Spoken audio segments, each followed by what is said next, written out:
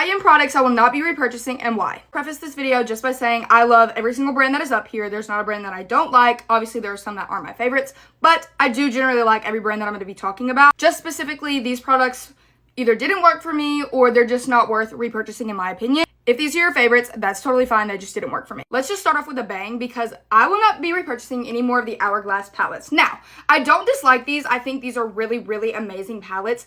I just cannot justify $90 on a palette, especially when I buy singles of very similar products. Like, I'm constantly buying blushes and bronzers and highlighters and powders, so I don't really feel like I get a ton of use out of this palette as much as I would have. But if you're somebody who, you know, only uses one of one thing, or you like to travel lightly, or you don't like to have a lot of things, I think this is a really great option. There's nothing wrong with these products. They are beautiful. I will say that these powders tend to oxidize on me, but other than that, beautiful palette. I just don't think that I get enough use for the price. I don't even know if she's considered high-end, but Kylie's palettes just bore me. I don't know why I bought this. I have used it once.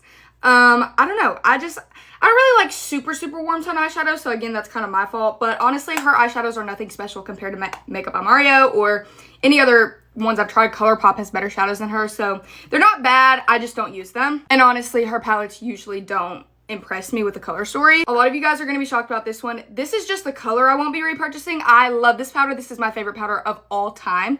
Listen to me when I say that. Favorite powder of all time, Huda Beauty. I love you guys. But the shade Cupcake is just nothing compared to the shade Cherry Blossom, so I won't be repurchasing Cupcake, but I will always have Cherry Blossom in my collection. Another one I feel like I might get hate for is the Rare Beauty Melting Blush in the shade Nearly Mauve. Again, not a bad blush. I just don't use these as much as I use her other ones. I like her liquid ones better. Really pretty. I just don't really like things that come in this type of compact. For certain products, I'll deal with it, but for the most part, they're just not my favorite. They feel kind of gross, and this color is not particularly a color I get a ton of wear out of. Really pretty, but a little bit too matte for me, so I'll stick to her liquid blushes. Basically, for that same reason, I won't be repurchasing the Patrick Ta She Sculpted little duo thing. Not a bad product. I actually really like this product. I don't get a ton of use out of this. The cream is good, but honestly, this shade doesn't really work for me. It's a little too cool toned, so I can only get away with it when I'm really pale, like right now. So I won't be repurchasing this shade, but I do love the formula, and honestly wouldn't be surprised if I got a different shade of it in the future. The thing I absolutely am so passionate about disliking is Patrick's glosses. They just have the worst smell ever. Okay, it takes me back to like Halloween, and Halloween was never a good time for me when I was young. I've really never enjoyed Halloween, so I don't know. The smell is off-putting to me. The colors are beautiful, don't get me wrong, but it's a very sticky gloss, and that's just not what I'm into. I'm definitely more into a very light gloss or a lip oil-esque type of gloss. Sticky glosses aren't for me. If you like sticky glosses and you like these shades, you'll love this, but I can't deal with the smell. Can we stop making these? Can we stop making these types of products? They're not good, okay? I don't care what brand they come from. They're not good.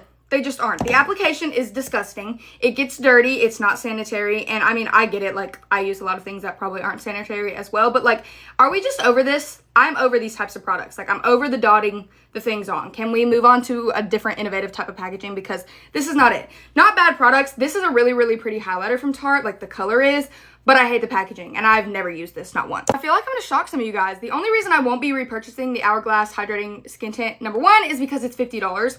And number two, Danessa Myricks, I like that one better, and it's $34. So it's just a cheaper option. This is a really good skin tint, and if for some reason I start to dislike the Danessa Myricks one, which will never happen, I would revert back to this, but there's no need for me to repurchase this when that one exists. I just wasn't impressed with this by Huda Beauty. It's not bad, but the Marbleist of it makes it a little bit weird to blend, so not my favorite, won't rebuy it. I'm gonna make some people mad, but any type of NARS foundation I have disliked. I have tried all of the popular ones, hate them. Light reflecting, awful, was not pretty at all. I think it's definitely just my skin, but it broke me out really bad, so I will stay away from NARS foundations. Again, I know this is a lot of people's favorites foundations, but I can't make them work for me. I am very passionate about how much I dislike this. It's patchy, it takes forever to build up, and then when you think you've built it up, it still looks like there's nothing there. It's just not worth the $50+ that it cost. Absolutely not. I have a favorite bronzer from MAC that is 10 times better than this, and it's like way cheaper.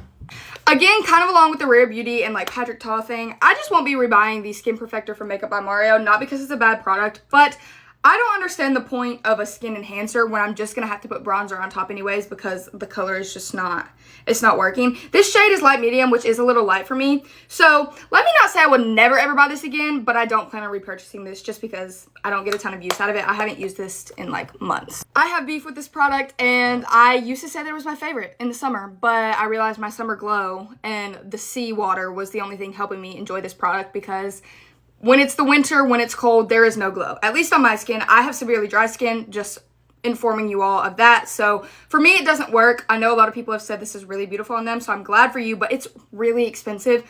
And again, when the Danessa Myricks one exists and it's really glowy, I have it on today, it's very glowy, not like greasy, but glowy. Why would I buy this? I have never seen anybody talk about this, the Radiance Booster from Iconic London. I bought this for one of my pageants this summer, and it just was hard to blend and not good, and the color choices are weird. Obviously, this is a really dark color because I got it for my spray tan color, but no, just no. I won't be repurchasing the Kosas Glow IV. Not because it's a bad product, but simply just because, number one, I have 2 of these in 2 different shades, so I don't think I'll ever run out. It's a huge amount of product. But also because it's very, very glittery, and I have it on today. Sometimes I really love it. Other times, not so much. It kind of depends on my mood. So I just don't think I use this often enough to want to go out and repurchase it.